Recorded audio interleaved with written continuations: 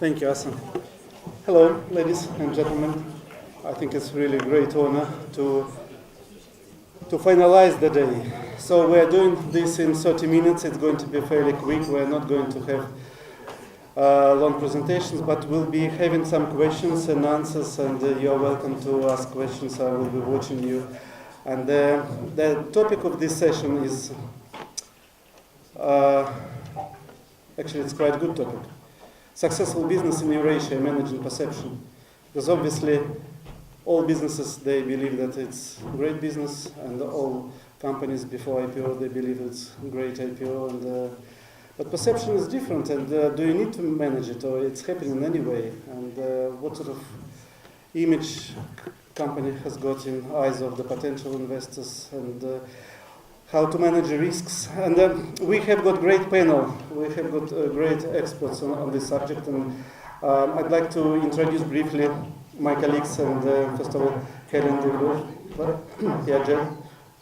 She is the CEO of Responsible Money Foundation, and I'm sure that you're aware of a great report which she is producing. Dr. Christopher Hunter, lecturer of Oxford University, and he's got different heads, and he's working at hedge fund, he's managing Father's Capital. And so Richard Sherriff, co-founder and managing partner of Strategia worldwide. And my first question goes to myself. Is it really important or not?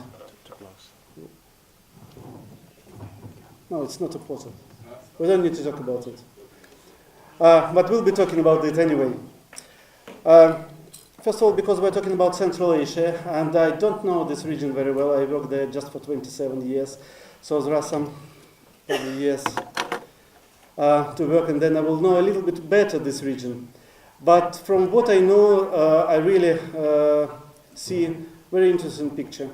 The perception of the country inside of the country is one, outside of the country is different. But we're talking about mining industry, and mining industry is extremely interesting industry because you can spend a lot of time talking about technology, talking about logistics, talking about production. All these issues are extremely important. But when you need to bring investors into the business, then it's the point when you either sell for 1 million or for 2 million or for 100 million. And there are a lot of risks. And I will ask probably Helen first of all, if possible, because what you can do, what you can do to obviously to change perception in one day is impossible. Do you need to think about this at all? And if you do need to think about it, what you can do about that? Okay, Sergey. So as Sergey said, we published the Responsible Money Index. It covers 30 large-scale mining companies in about 16 different home countries, and operating in over 40 countries. So this is not about Central Asia, but of course there are many mine sites in the 800 mine sites we cover that are in Central Asia. About perception, so our aim is not to necessarily change perception, but to measure what's happening, what sort of commitments companies are making. So it's about companies, it's not about countries. What sort of commitments they make, what those commitments look like in action, and then are they actually checking and measuring their effectiveness. So back to perception, of course this kind of measurement helps one to get an insight into what companies are doing, but I think beyond perception we realize that there are things like the environment, things like working conditions, and long-term thinking in terms of mining. It's really important beyond this generation, it's intergenerational business.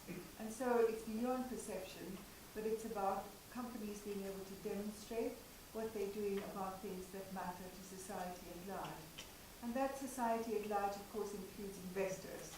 And so for investors, there are many important things to look at what companies are doing, and not only at the corporate level, at the aggregate level, but at the disaggregated asset level as well. I'll stop there for now. All right, thank you. So there are many things to do, basically. And one of them is probably to think about risks, which you might need to manage or might not. And I'd like to ask Dr. Hunter, what would you say about this? Do we need to think about them, and when do we need to think about them? Either when we have got trouble on our doorstep or afterwards? Well, thanks, Sergey. So I think a lot of the research that people look at and spend time on is really what is the risk run by investors as they look towards setting up new projects. They have the risk of the country, they have the risk of will the mine actually work.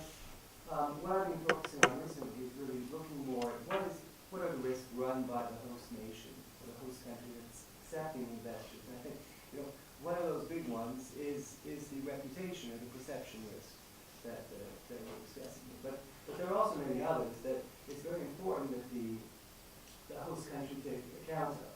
Now, when do people look at these? I think before any project starts, you're not really doing risk management. You're doing risk assessment to try to understand what can go on. But then for the country, when it starts, when the project starts, that's when you have real risk management. And if I can pause for a second and think, well, what do I actually mean by risk management? Because within a standard corporate, it's fairly clear that you're trying to preserve your assets, right? What you want to do, you want to set a threshold below which your assets cannot drop below. That would be the sort of general description of risk management. But in terms of a host nation, the value of your assets becomes more complicated. You have, obviously, the value of the minerals in the ground. That is being transformed into cash. That cash is then being transformed into something else, potentially infrastructure, potentially investments, and potentially into just consumption. And you have to make sure that along all of those lines, that the risk is being properly managed. And so I think the risk management really starts as soon as the project begins, and it continues until the day that it ends. And for a lot of these, they really are open-ended, given that you have the additional infrastructure and investment and consumption ideas of being what is the total value of your assets. All right, thank you.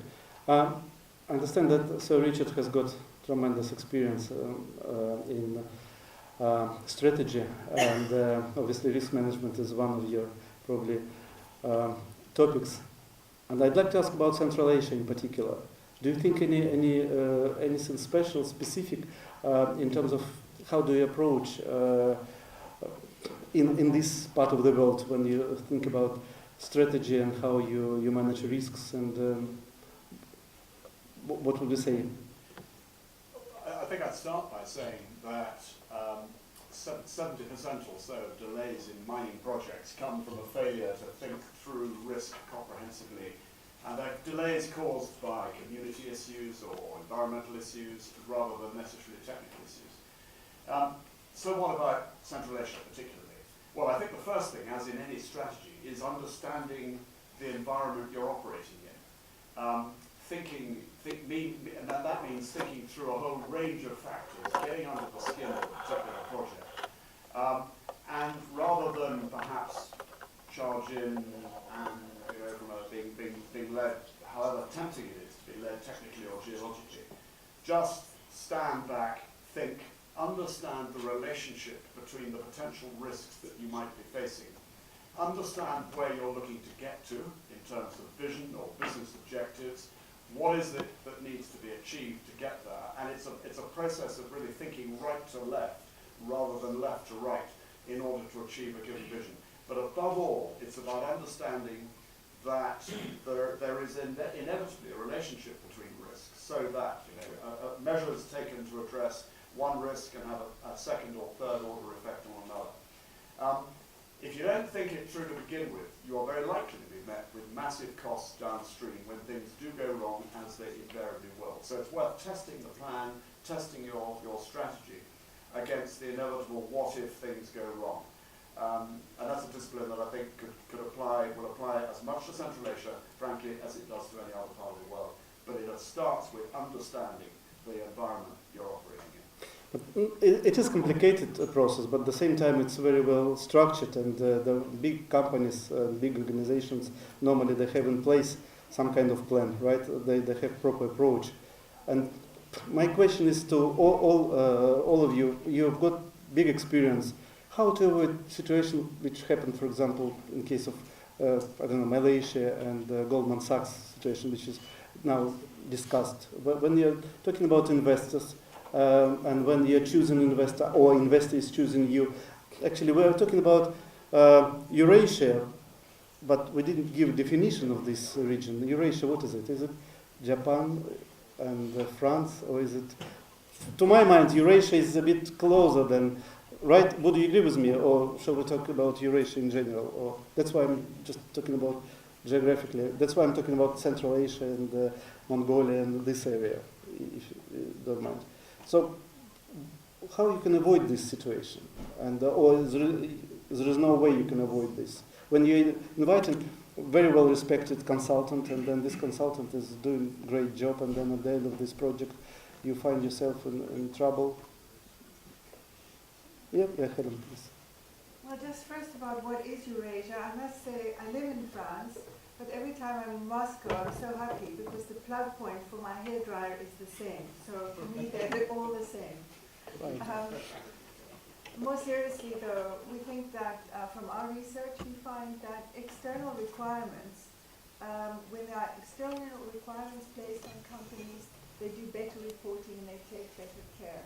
So unfortunately, the gentleman from the IFC is left, but we've noticed in mine sites at asset level where the IFC is one or other form of investor, they put specific requirements into the contracts to obviate, to limit some of the risks that might emerge.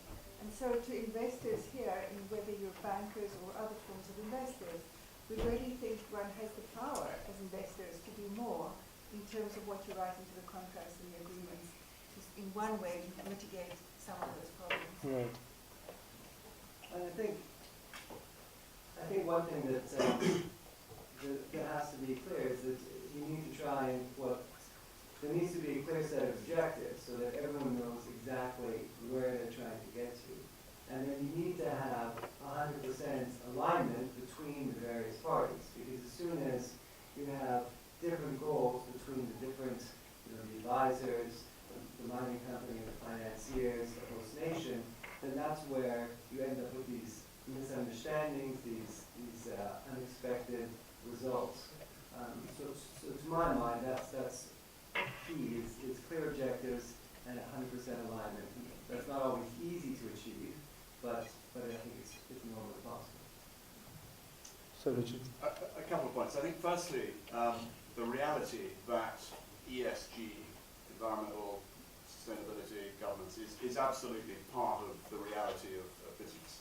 This is the reality that companies have got to think through this. They've got to recognise this, and that's going to get much more of that paradigm is going to become more pronounced as we get closer to the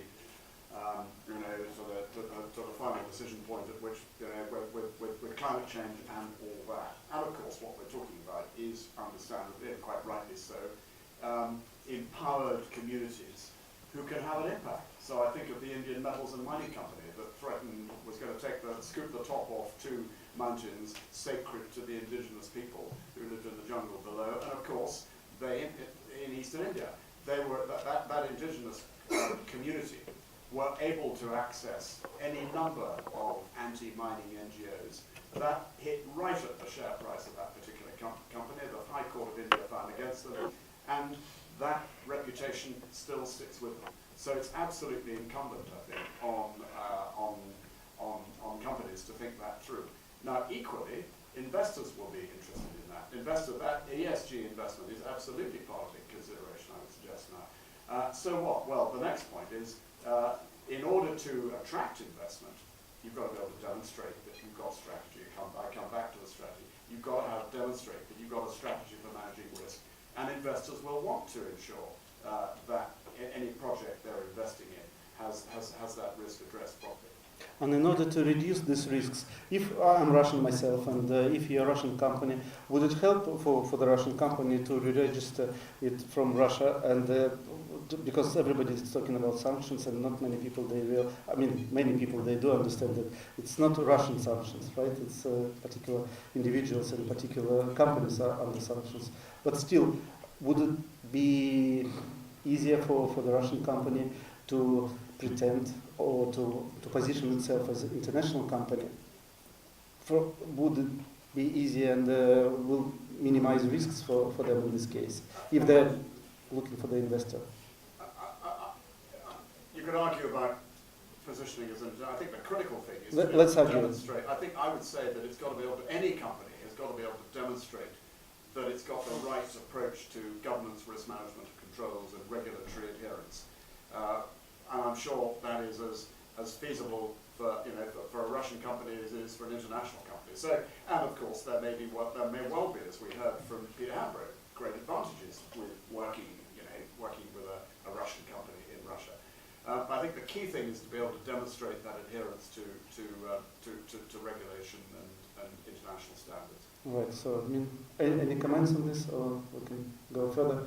Because my next question is, if you are related to Russia, like Kazakhstan, for example, or country within the same European Union with Russia, and again, when investors are looking at the situation in the country, they might consider sort of a bit wider circumstances.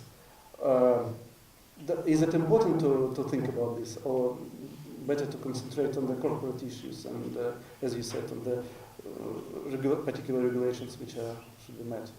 Helena.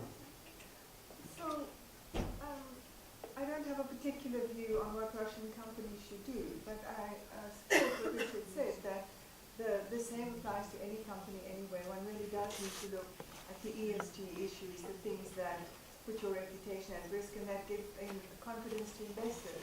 But what we will say is that it's clear that there are companies in all regions that do interesting, leading practice things, that think of new ways to address the challenges they have on ESG. And we also find that with Russian companies, even where they've been hit by the effects of sanctions, that they're still trying to improve, and they have really good leading practices to share with the rest of the world.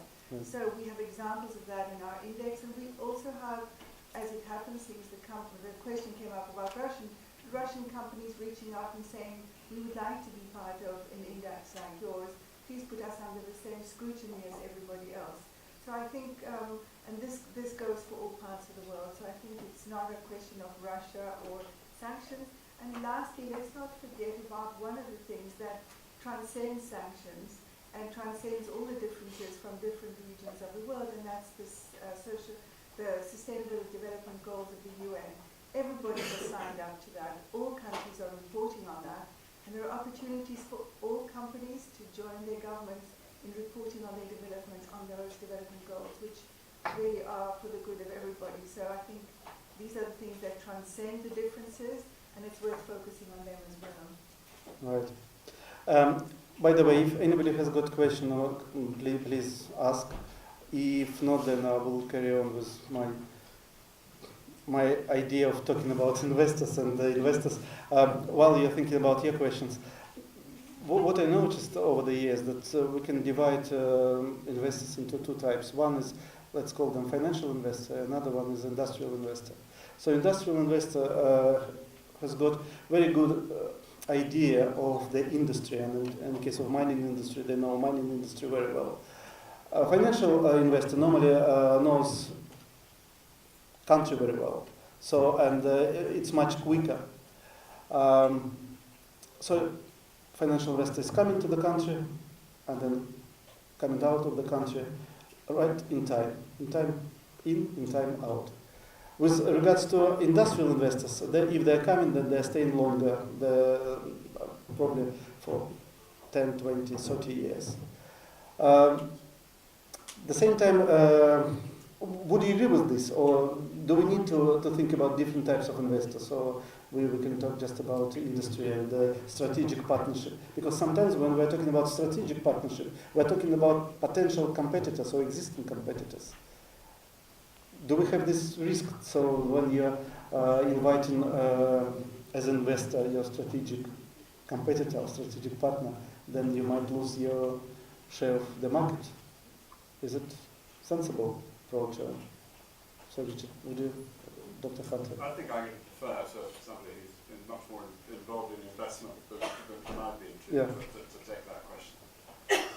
I mean, I think it's definitely the case that you do have different classes of investors. I think that, and I think that they both serve different purposes, otherwise they wouldn't exist. I mean, having the longer term investment is definitely helpful.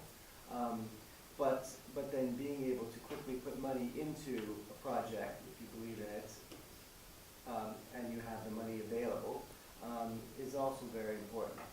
Now, in terms of does it create, do you lose market share by doing this? I mean, I don't necessarily think so. I think overall you tend to increase the capacity of the country, you build up the local technology, you build up the local workforce. And so I think, net overall, it is a general benefit. That being said, during times of, economic crisis, having a lot of money pulled out of your country is not really what you want. So, I think there has to be some sort of view from the host nation as to how much investment they do want that fast money. All right.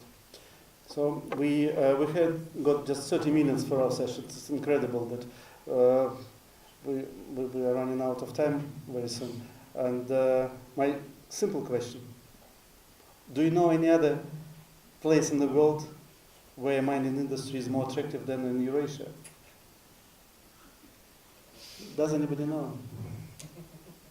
Just the topic of our session: successful business in Eurasia, managing perception. So my job is to manage perception. And does anybody know? Because we are our final minutes. Well, I'm from British Columbia. Right. But other than that, Sorry, your microphone is not working. I didn't hear what you said. Yes. I'd hazard a guess that the Belt and Road project is the global game changer of the 21st century. Right. And if that's the case, then think long term, and there are unlikely to be any other places more attractive. So Eurasia is placed just Absolutely. Absolutely placed. Back there. So what's the point to spend all day discussing different subjects when we just decided that Eurasia is the best place for the mining industry? So welcome to Eurasia, welcome to the next MINEX, and thank you very much for your attention. And